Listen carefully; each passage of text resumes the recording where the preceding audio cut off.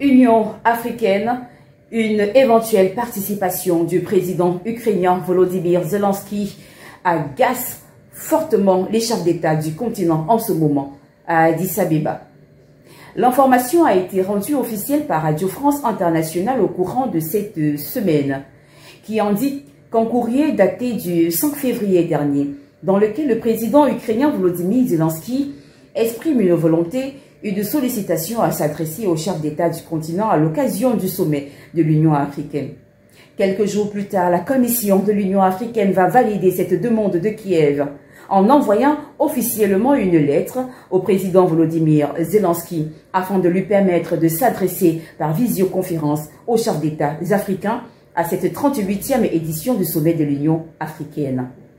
Une décision, ou du moins une initiative de la Commission de l'Union africaine qui est fortement critiquée par une grande partie des chefs d'État en ce moment en Éthiopie.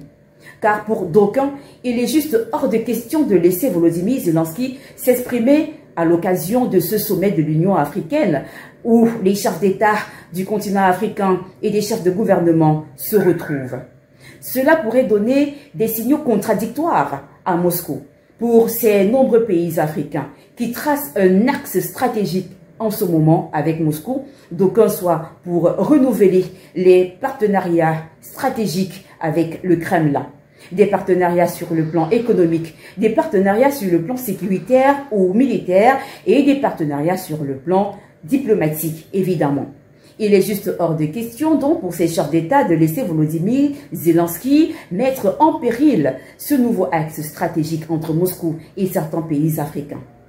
Le président João Lourenço, vous le savez, pressenti pour être le nouveau président en exercice de l'Union africaine, a également exprimé de fortes réticences quant à cette participation du président Volodymyr Zelensky, le président ukrainien, en évoquant un autre aspect de cette situation, celui de la neutralité dont fait preuve le continent africain, autant pour moi, depuis le début du conflit russo-ukrainien.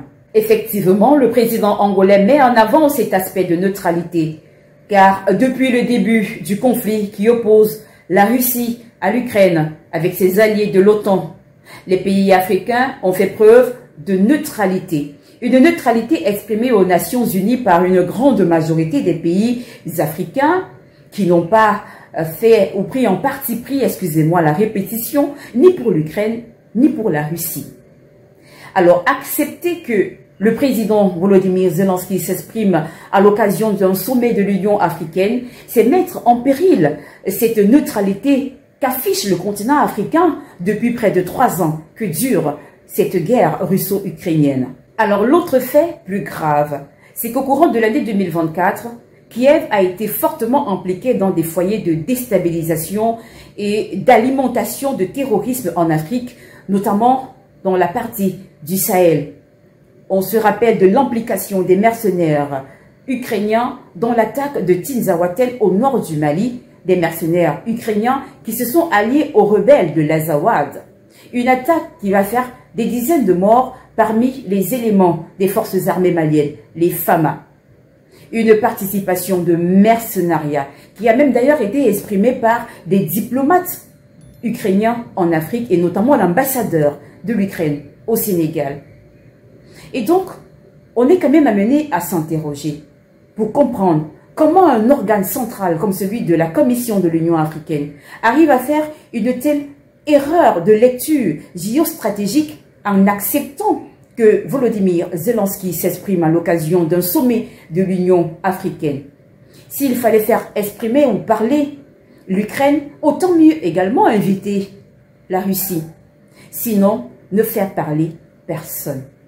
Alors, Volodymyr Zelensky, le président ukrainien, va-t-il s'exprimer à l'occasion de cette 38e édition du sommet de l'Union africaine à Addis Abeba? On le saura dans quelques heures.